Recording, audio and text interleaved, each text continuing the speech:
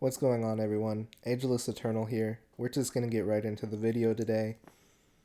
So I was going through the PlayStation Store, you know, searching for a new game, just to see if there was anything new, just to see if there was something interesting to look forward to or to get. And I noticed that the Outerworlds 2 was available for pre-order.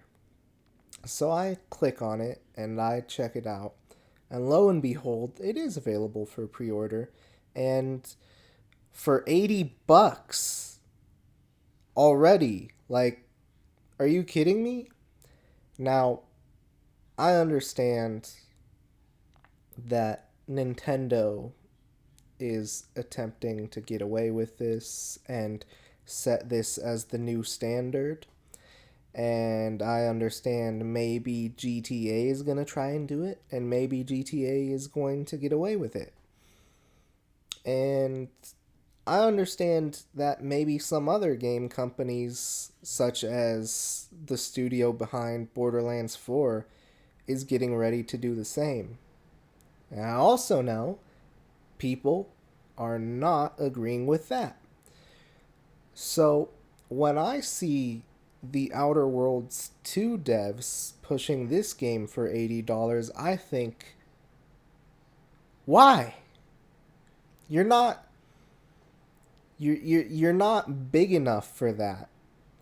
You're like double A, which is no disrespect to double A, but at the same time, this is a studio that recently has had an issue with the quality of its product and has lost a lot of trust in its consumers. And now that they're making a sequel for a different product that they've made, they're making it $80. And I just think that's one, unfair, and two, they don't have the quality to support being worth $80.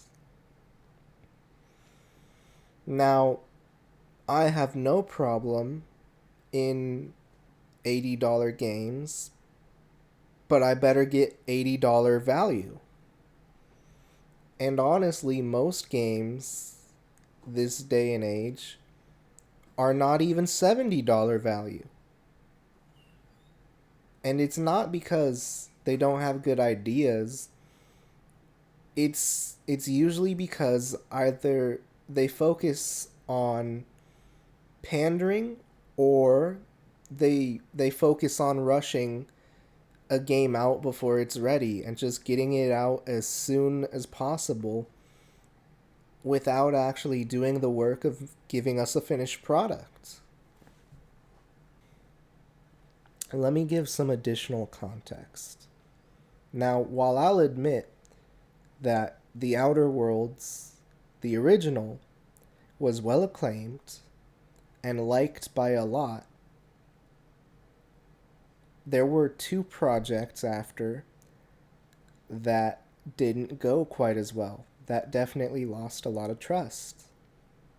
The first being the remaster of The Outer Worlds, called the Spacer's Choice Edition. If you look back to the launch of that remaster, you'll find that it wasn't optimized and it didn't perform too well. And you'll see earlier in the history of my channel, I made a YouTube video analyzing the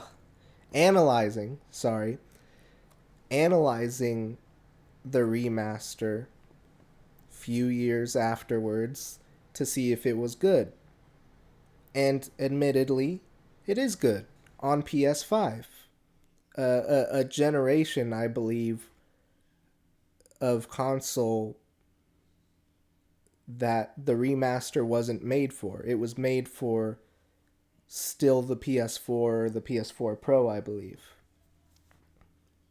but it is workable. It is much more manageable on the PS5, specifically the Pro. And so I said, hey, if you have a PS5 or a PS5 Pro and you play it on performance, it is good. That being said, playing above performance mode has still not been optimized, even for the PS5 or the PS5 Pro.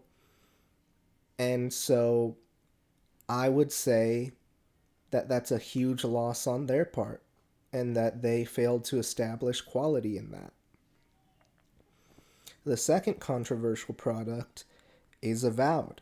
This was controversial for several reasons, some being personal gamer politics for many people. They disagreed with certain design choices and felt like the game was pandering to a certain audience. But on top of that, of course, there were performance issues. And now, here we have the Outer Worlds 2. And I think it's kind of hypocritical that the Outer Worlds 2 is going for $80.